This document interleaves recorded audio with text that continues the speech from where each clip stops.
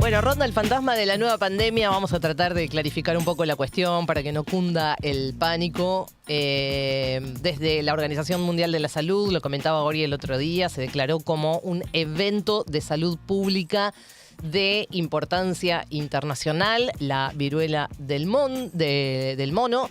Se están prendiendo algunas alarmas, pero parece bastante coherente viniendo del contexto que veníamos también con el tema del COVID, al que al principio es inmediato. Sí, al principio, bueno, no se le dio tanta importancia y me parece que por lo menos, digamos, estar preparados para algo que a priori no parece tener la misma virulencia de lo que fue el COVID, no lo sabemos realmente. No, por eso, vayamos a qué se sabe. Por eso, vamos a empezar a clarificar un poco, un repaso de lo que está pasando en la región con esta enfermedad, de qué se trata, a qué hay que enfrentarse. En cuanto a las novedades, ayer se conoció que un barco con bandera de Liberia que circulaba por el río Paraná fue aislado ahí cerca de Rosario, después de que se detectara un posible caso de viruela del mono en la tripulación. Estas son informaciones que han circulado por todos los diarios digitales en las últimas horas.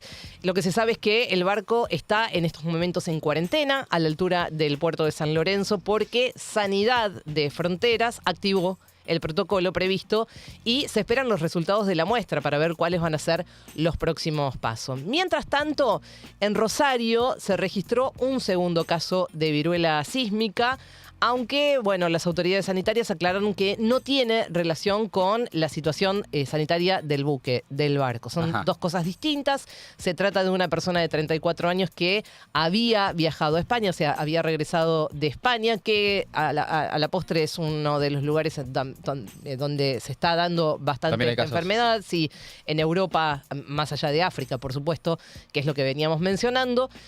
Sobre el primer caso local, porque decíamos en Rosario se presenta el segundo, en el caso del primero se trata de una mujer de 38 años que no hizo ningún viaje, entonces se desconoce cómo se originó el contagio. En el plano nacional, según el boletín epidemiológico de la Argentina, hasta el 11 de agosto de este año se detectaron 8 casos. Ninguno fatal. Hay que sumarle este último que mencionábamos de Rosario.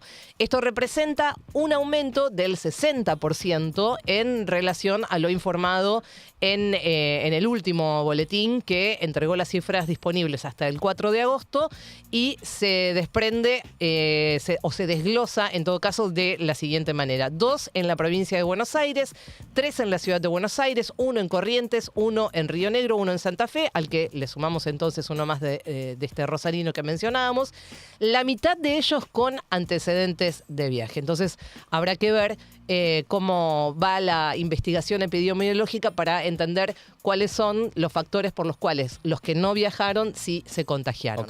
Hablamos nosotros con el médico infectólogo Matías Laite, que es director de epidemiología de la Secretaría de Salud Pública de Rosario, vicepresidente de la Sociedad de Infectología de Rosario, sobre esta enfermedad. Es una enfermedad endémica en África, sobre todo en el África Central y África Occidental, desde el primer caso en humanos en 1970, pero hubo un aumento de casos en mayo del 2022, por eso la OMS lo declara como una enfermedad de emergencia para la salud pública de importancia internacional, por el incremento de casos que no solamente hubo en África, sino también afectó a diferentes países de Europa, de las Américas. Es una enfermedad infectocontagiosa que genera lesiones en diferentes estadios, o sea, es una enfermedad de presentación muy polimorfa por las características clínicas, puede contagiarse a través del contacto con las lesiones o muchos de los casos se presentan por contagio por vía sexual, ya sea hombres o mujeres, con mayor afección en hombres que tienen sexo con hombre, pero no es exclusivamente ese tipo de grupo el más afectado, puede afectar a ambos grupos.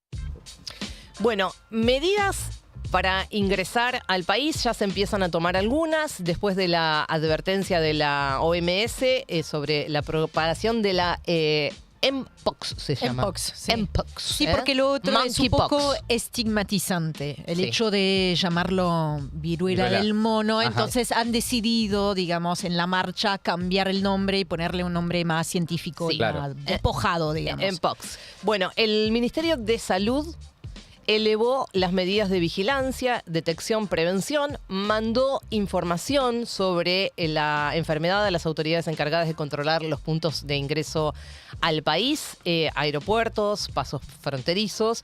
Es decir, las autoridades fueron notificadas sobre los indicios de la enfermedad, como las lesiones en la piel, pero no están haciendo controles específicos para buscar sospechosos. Simplemente fueron alertados de cuáles pueden ser las consecuencias visibles con estas laceraciones en la piel, como para que, digamos, se tenga algún tipo de advertencia. Simplemente eso por ahora.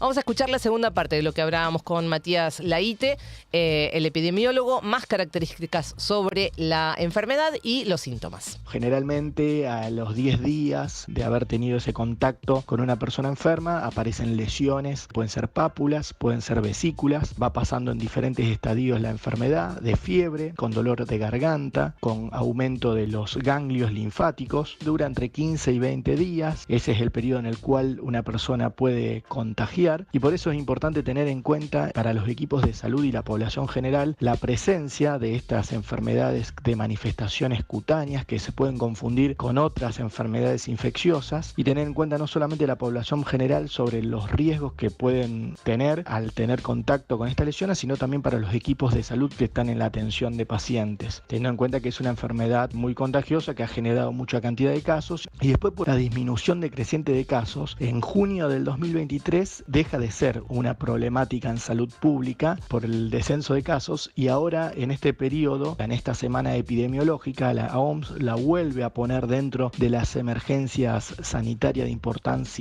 internacional, porque hay un aumento creciente de casos en África, por lo general es el África subsahariana, y además de un aumento creciente de casos, hay más de 400 fallecidos por esta enfermedad en África. Bueno, lo que sabemos entonces es que había habido un foco en el 2022 muy importante en esta región que mencionaba el infectólogo, y por eso la pregunta que se debe hacer uno es ¿por qué ahora vuelve a tomar esta importancia global? Y en todo caso, ¿cuál es la diferencia de esa epidemia que ocurrió en el continente africano en el 2022? Lo que diferencia del brote anterior es que tiene una variante o un clado diferente. El clado 2 es el que afectó tanto a África como a Europa, sobre todo España, uno de los países también más afectados, y en Argentina también los casos que tuvimos fueron del clado 2. Ahora hay un aumento creciente del clado 1 que se asocia a mayor contagiosidad y a mayor mortalidad. Una persona con monkeypox del clado 2 tiene una mortalidad menor del 1%, se vio que con este clado los pacientes están teniendo una mortalidad cercana al 10%. Por eso la emergencia y la notificación a nivel internacional sobre la posibilidad de expansión en diferentes países, sobre todo por cercanía a países de Europa, y después, como hemos visto con otras enfermedades endémicas y infectocontagiosas, es una enfermedad que a través de un vuelo de 12 horas puede llegar a nuestro territorio.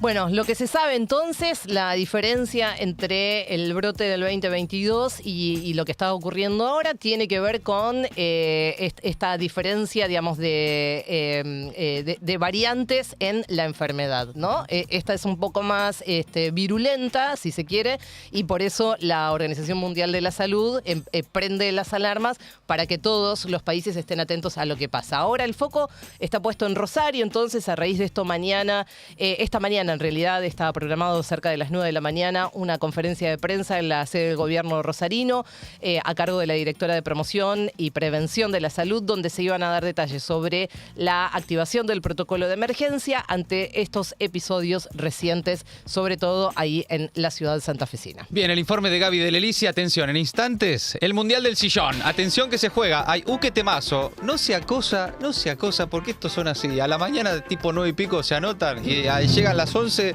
y nunca falta el que lo llamaron de la escuela, el que lo molestó el jefe, el que le pareció buena idea salir a caminar bajo la lluvia. A comprar. Y de repente no atienden el teléfono. Así que por las dudas, anótense 11 26 17 13 19, porque si alguno no atiende, el que escribe ya ahora entra directo 11 26 17 13 19. Yo por las dudas, porque ya los conozco.